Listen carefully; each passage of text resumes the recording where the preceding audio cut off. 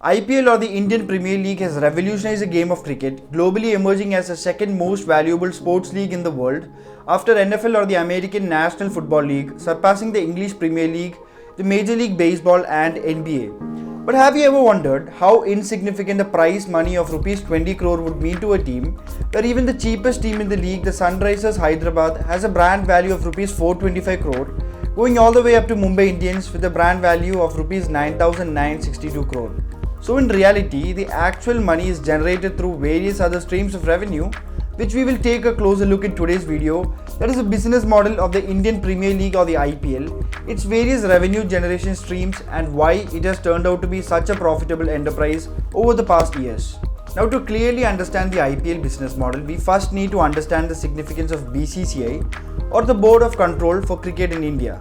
The first ever cricket league in India was the ICL or the Indian Cricket League, funded by Zee Entertainment Enterprises. But BCCI was neither pleased with the creation of a league which it could not control, nor was it pleased with the board members joining the ICL executive board. So what BCCI did is, they increased the prize money in its domestic tournaments and imposed lifetime bans on players joining the ICL, considering it a rebel league. But things took a huge turn when India won the T20 World Cup in 2007, and following the victory, BCCI announced a franchise-based T20 cricket competition called the Indian Premier League, changing the face of cricket in India. The first season of IPL was hosted in April 2008 and it became a massive success. This also marked the end of ICL due to player restrictions in place, with the last season being played in 2009. Hence, BCCI became the governing body of IPL, bearing the responsibility of conducting and organizing the tournament, and is also at the center of the IPL business model, which comprises of three main channels of revenue generation. First comes the revenue generated by selling broadcasting rights, which is the rights that is sold to the television network for hosting the game in their channel. The league has sold its broadcasting rights to various broadcasters over the years, including Star India, Sony Pictures Network, Disney Plus Hotstar, etc., and the broadcasters pay a large sum of money to air the matches live on their platforms. For example, from 2008 to 2017, in the first 10 years of IPL, Sony owned the media rights for rupees 8,200 crores in total, that is rupees 820 crores per season. And then in 2018, Star Sports bought the rights at 16,400 crore rupees for 5 years, costing around rupees 3,200 crores per season. Currently, the IPL 2023 to 27 media rights alone have earned a whopping rupees 48,390 crore rupees across digital and television networking platforms. And in this period of 5 years, a total of 410 matches will be played, where BCCI earns roughly rupees 118 crores per match. In return, the broadcasters earn from advertisements. Here, a 10-second ad that is shown between overs during the match is charged as much as rupees 15 lakhs, and these broadcasters also gain higher viewership, resulting in more channel subscriptions and popularity, which in turn brings in more ads. Subscriptions also drive revenue for the digital streaming rights holders, that is the OTT platforms. Disney Plus Hotstar, for instance, derived close to 60% of its subscriber base in India with the help of IPL. And of the total money received, 50% of it is retained by BCCI and the remaining 50% is given to the teams. And then comes different types of sponsorship, starting with the IPL title sponsors. These are brands who get the right to have its name as part of the competition name. From the first season of the IPL from 2008 to 2012, for instance, the title rights were given to DLF and the tournament was known as DLF IPL with a sponsorship fee amounting to rupees 40 crores. Then it was known as the Pepsi IPL from 2013 to 2015 and the rights were sold for rupees 79 crore per year. Again, of the total money received here from the title sponsorship, 50% of it is retained by BCCI and the remaining 50% is given to the teams.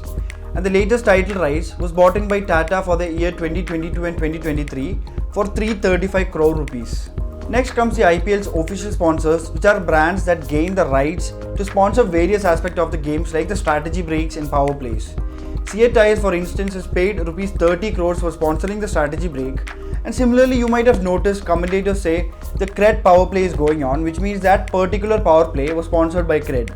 In total, it is estimated that BCCI receives around rupees 200 crore from these official sponsors.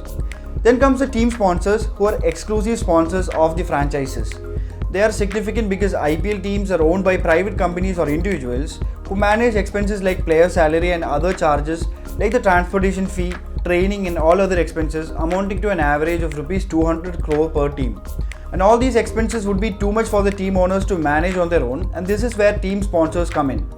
brands pay the team owners to put their logos on the outfit of players to advertise their brands, and an average of 10 brand logos can be seen on a regular IPL outfit, with 6 of them on the jerseys, 2 on the pants, and 2 on their caps. Stakes in the teams are also given out so that they can be brought out by other private companies. For instance, LIC holds a 6.04% stake in Chennai Super Kings, and Redbird Capital Partners holds a 50% stake in Rajasthan Royals. Next comes the revenue generated from the ticket sales from matches conducted in the stadium, with an average of Rs 4 crore worth of tickets sold in a single match. Here the stadium hosting the match gives 80% of the revenue to the home team. For example, if the match is hosted by M. Chinnaswamy Stadium in Bangalore, 80% of the revenue from the sale of tickets would go to Kolkata Knight Riders, and the remaining 20% goes to the Home State Cricket Association. The price of food and beverages are also hiked in these stadiums, which is another source of revenue. Then comes the revenue generated from merchandising, which is the profit earned from the sales of IPL merchandise like jerseys, keyrings, mobile covers, caps, wristbands, etc. that you can purchase at stores. And then finally there is a prize money, with the winning team being awarded Rs 20 crore. The runner-up team also gets around Rs 13 crores. The loser of the qualifier 2 gets Rs 7 crore, and the team losing the eliminator match gets Rs 6.5 crore. Half of the prize money goes to the owner of the team, and the remaining goes to the players, which is divided equally among them. Now if you ask what's in it for the players, it's basically like a chain reaction where players get higher salary depending on their brand value. The prize money is also a factor for the players to stay motivated until the end, as it makes them more popular, in turn increasing their fan base as more people would want to watch the team's matches. Also, when they start getting positive feedbacks along with more viewership, brands will be willing to pay more money to sponsor their logos on their jerseys. Hence, here the brand value of the IPL teams are much more important when it comes to the business model rather than the prize money.